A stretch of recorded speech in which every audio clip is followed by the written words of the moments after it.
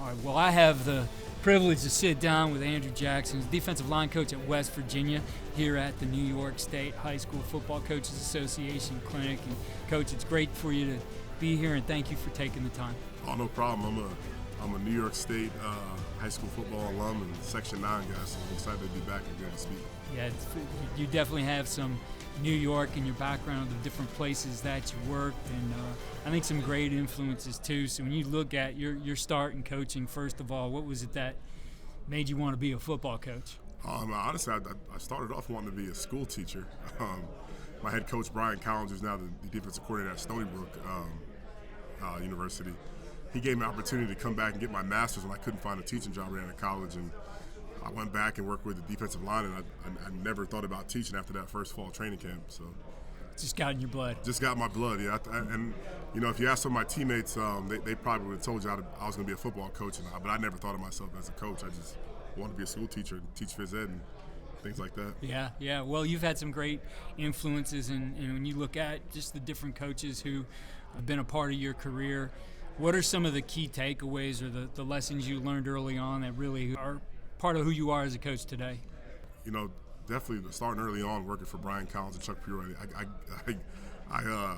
I earned some tough skin. You know, I learned how to take some criticism and kind of, you know, not worry about the mistakes I was making and push forward and go along. I'm working with a guy like James Franklin was always taught us how to be accountable and details and doing the small little things right, whether it's, you know, dotting I's or proper borders on your work, double and triple checking your work.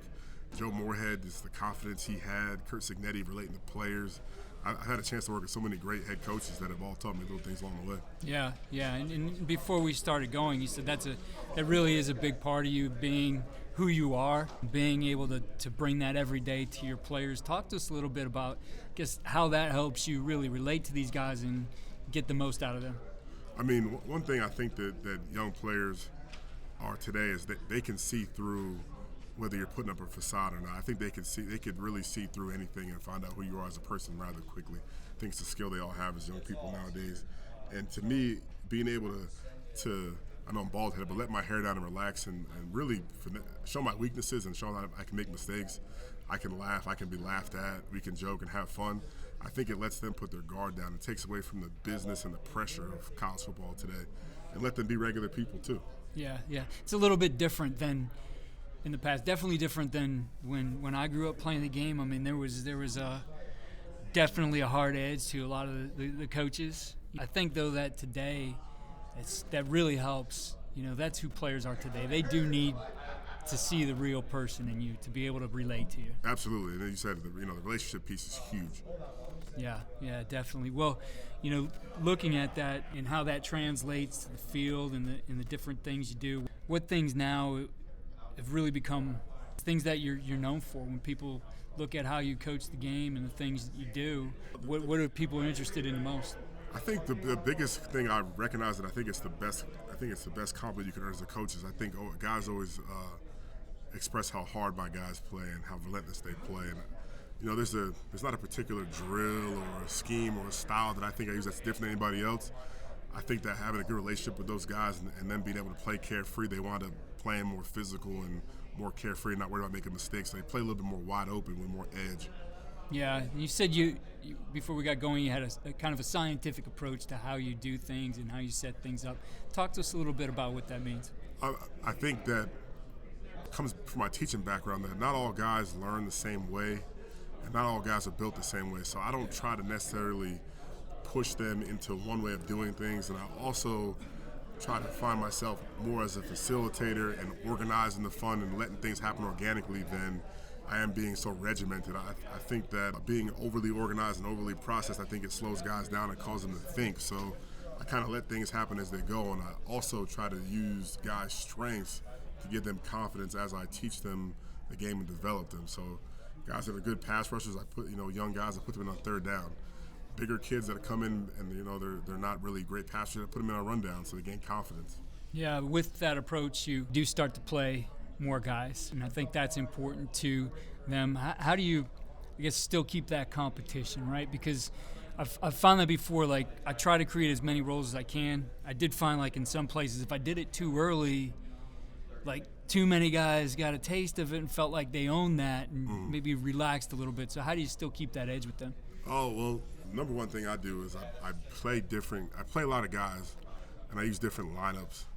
And we do have, we package things. But as guys make plays in games, they get more reps. So, and I tell guys, give me your best 40. So I try to let guys produce in that 40 and play wide open and know that if they play wide open, I'll keep them fresh and get more guys in the game. I think at defensive line, it's easy to play a lot of guys once they realize that, you know, the guy to their left and their right is their teammate, and then if that guy plays better, they'll play better.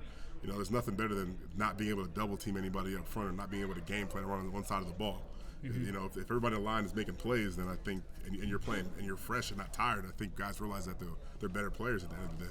Yeah, you mentioned that, you know, you don't try to force guys into things, and you want to let them be who they are as players. It reminds me of a episode we did with Joe Thomas where he talked about his best coaches didn't force everybody to be the same. They found that, you know, bodies aren't all built the same, and they would do things different. And now I think that, I mean, it's definitely easier to take a cookie-cutter approach and do the same thing with all guys. It becomes almost more responsibility on you, the way that you're able to look at it. Definitely, from a number of things, not only just technically, the way guys respond to feedback and criticism.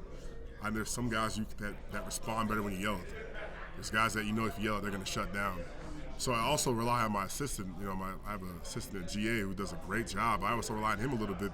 So I'm giving guys one-on-one attention, and he's picking up the slack of the group, or vice versa. So it takes a village. It's not just me. I have a good support system from the head coach, coordinator on down that kind of helped me get that done as well. Yeah. Now I'm sure, like, with you being able to tune into their different skill sets, it is an opportunity to look at some matchups too, and how different guys maybe are going to fit better against a certain type of lineman, et cetera. How much time do you spend, or how do you break that down and really determine, like, you know, I think this guy in these packages, personnel-wise, not schemes, but personnel, matchup-wise, are going to work best for us? I spend a lot of time. That's the bulk of my Sunday preparation after we put the previous week to bed is finding out where my guys have success and, like, what are they bad at that we're really good at, or you know, a way of thinking. What do we do really well that can exploit them?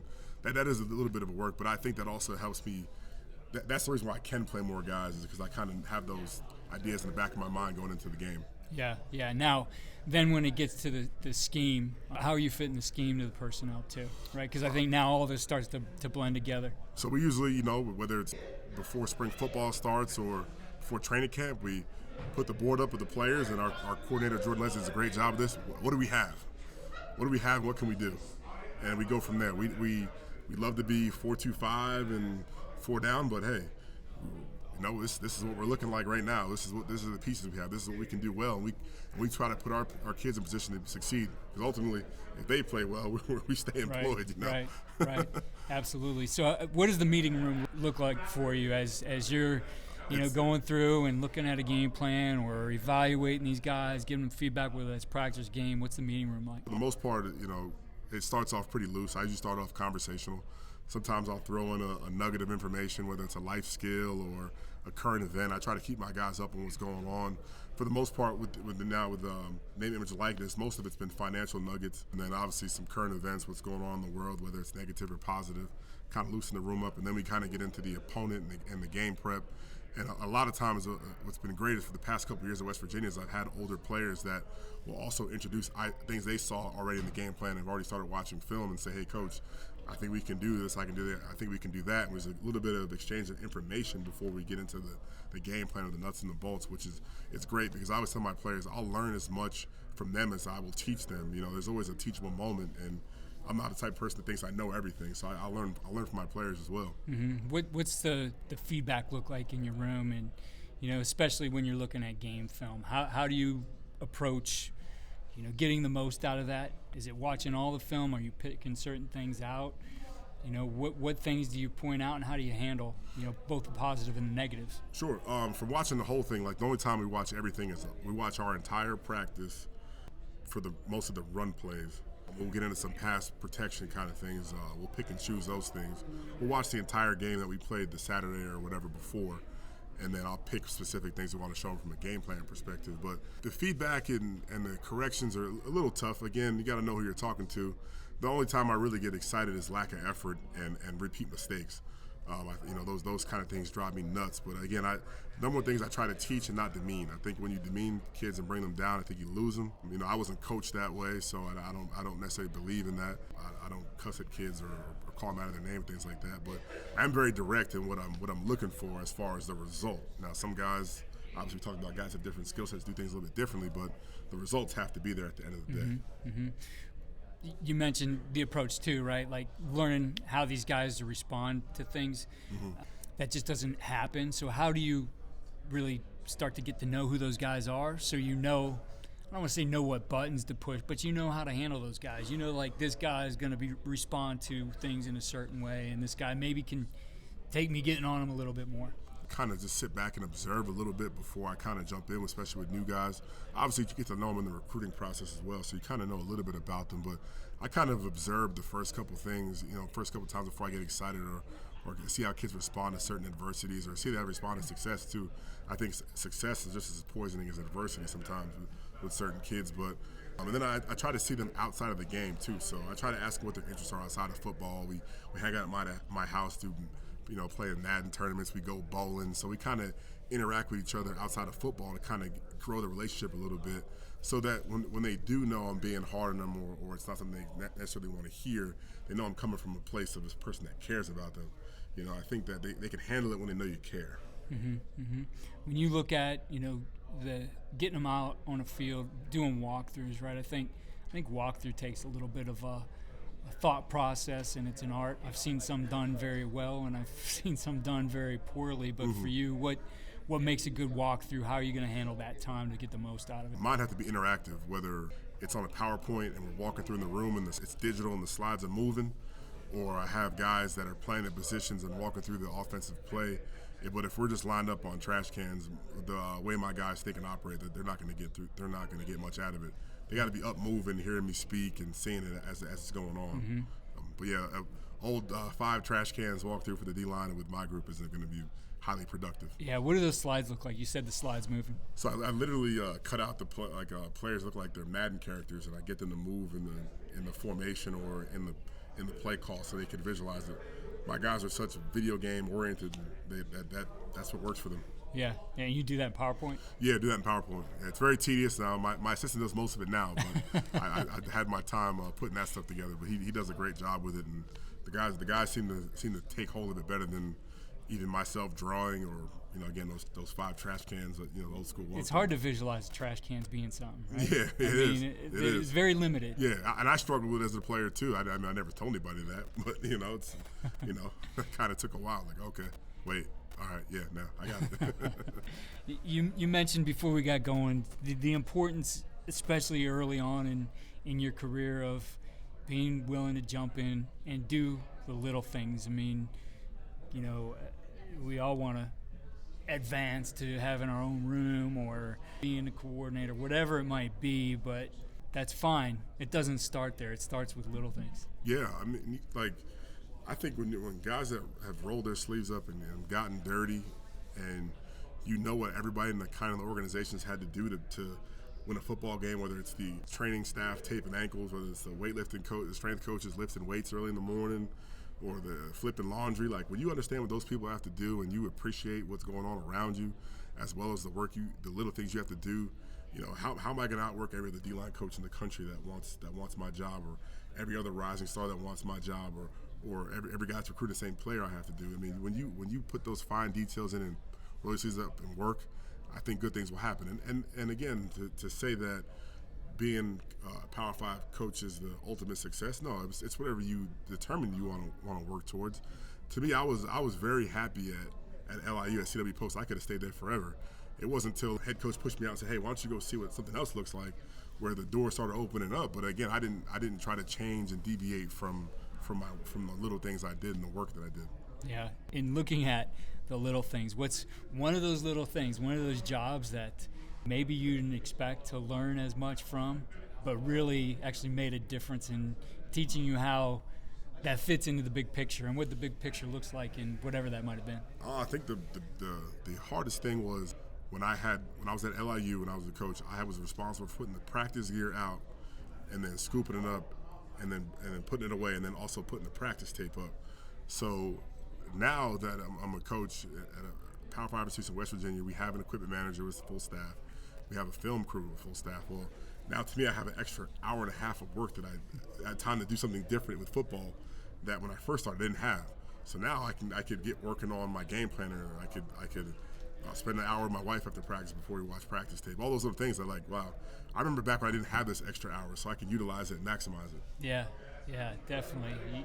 You definitely learn to appreciate that too. I think, being at the lower levels, you wear a lot of hats, right? And, I mean, it does take away from, everybody would rather be learning and watching film and learning the game, but you learn the ins and outs of how a football program runs. This is going to make a difference for you as you progress through that.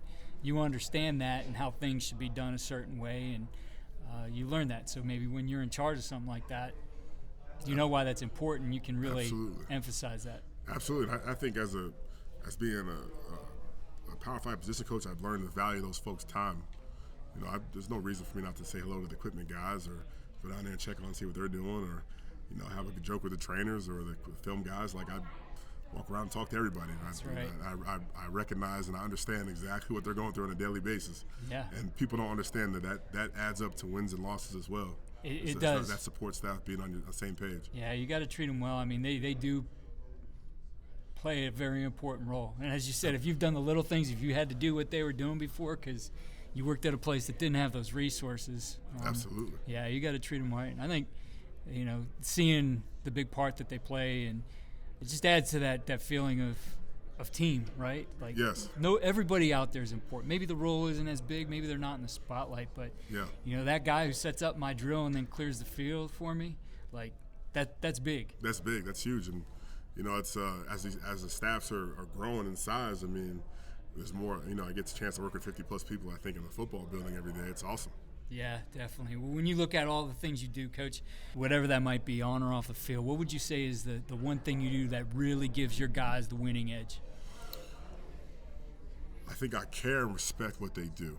I think I take a step back and understand that it's really hard to be 18 to 22-year-old kid in Power 5 football with the pressure, the opportunity to do things, the potential, the pressure. Like, I respect what those kids do, and I enjoy being around them, and downright envious of the opportunity they have to do what they do. That's great. What's the best way for our listeners to connect with you?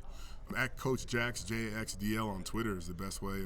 My DMs are always open.